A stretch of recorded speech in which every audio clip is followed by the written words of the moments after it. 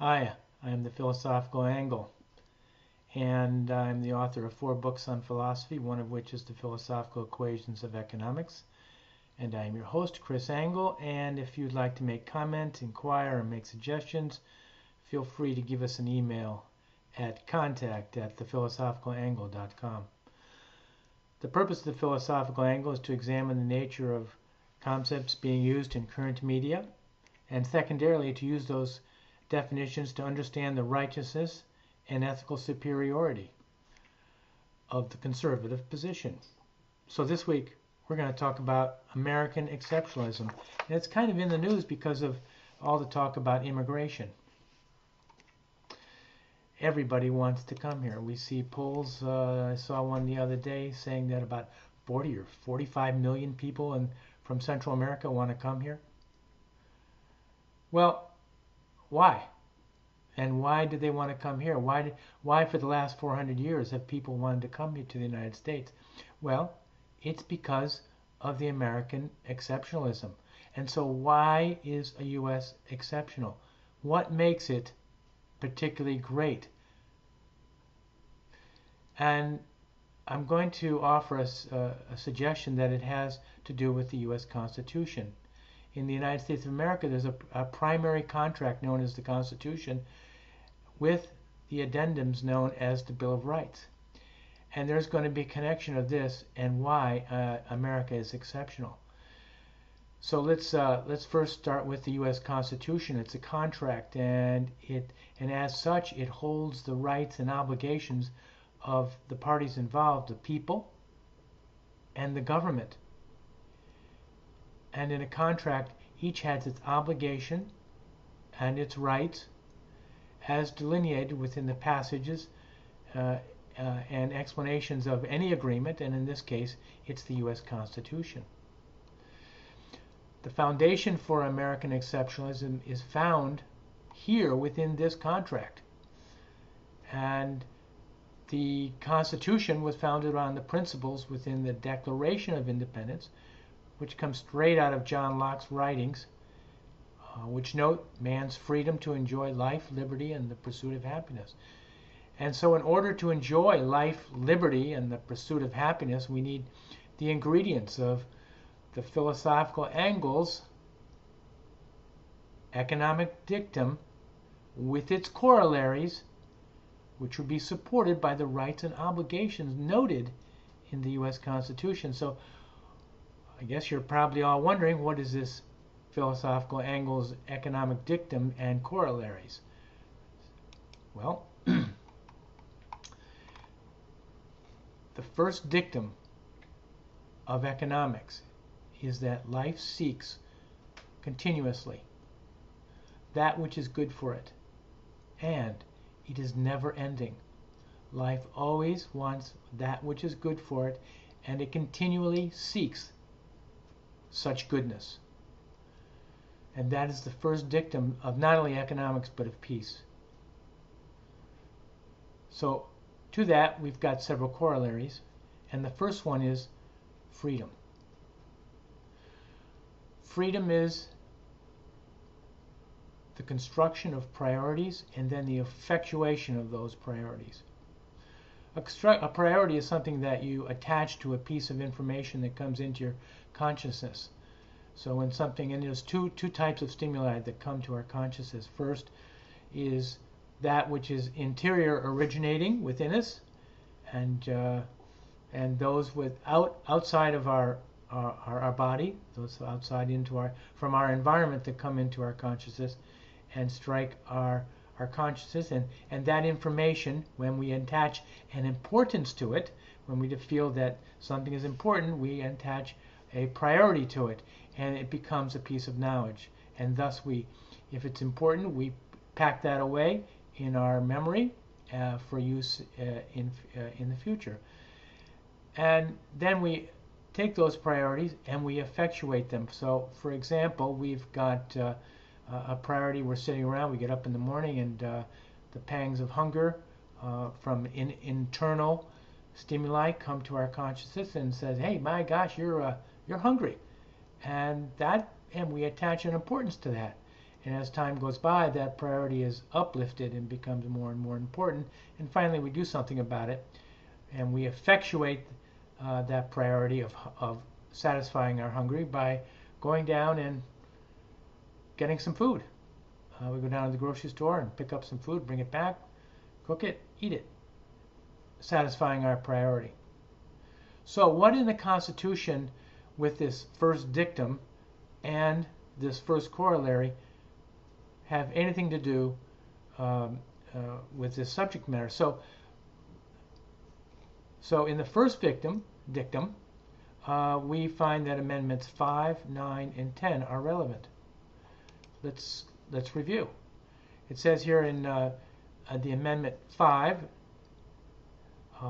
no person shall be compelled in any criminal case or be a witness again, nor shall be deprived of life, liberty, and property without due process of law. So we're allowed to seek our goodness as per the Fifth Amendment. Amendment number 9.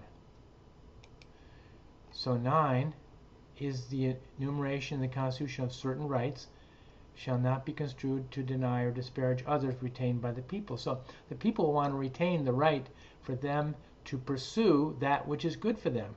And the Constitution upholds this in Amendment number 9. Finally, in Amendment number 10, the powers not delegated to the Constitution, to the United States by the Constitution, nor prohibited to it by the states, are reserved to the states respectively or to the people. So again, the people reserve the right to be able to, in general, seek goodness for themselves.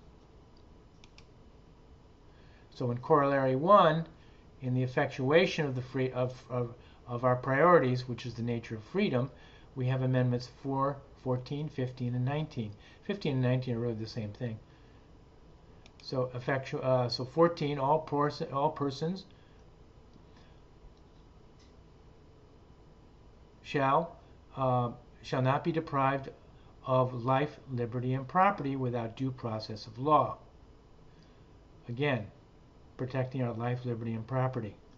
Also in 15 and 16, the right of citizens of the United States to vote shall not be denied or abridged by the United States or by any state on account of race, color, previous condition of servitude, or sex.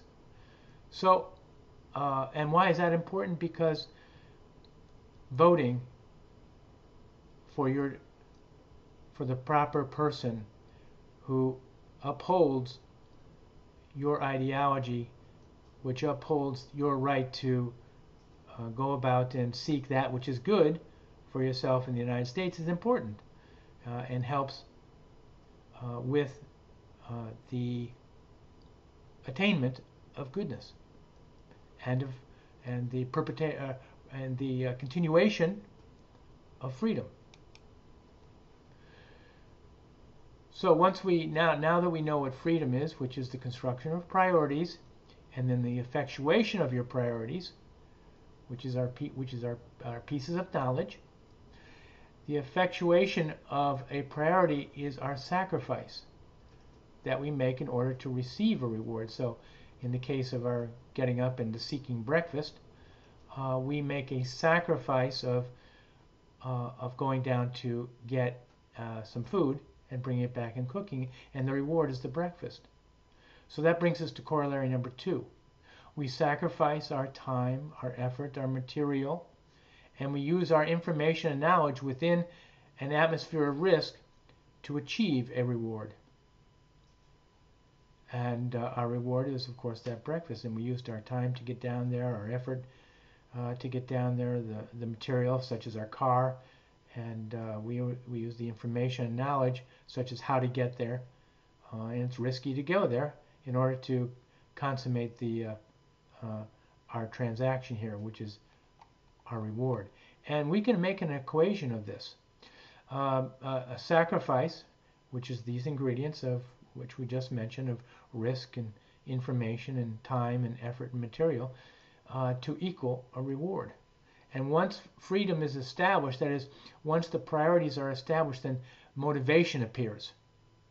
That is, why should we go ahead and do it? And that brings us to corollary number 3.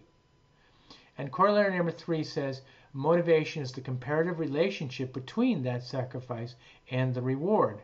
In other words, if the sacrifice doesn't take so much effort and material and time and is easy to do, and the reward is great, then your motivation is great also. So it's the comparative relationship in this, our ratio of our equation here. And if we look to the U.S. Constitution, we find that Amendments 4, 5, and 7 support this corollary.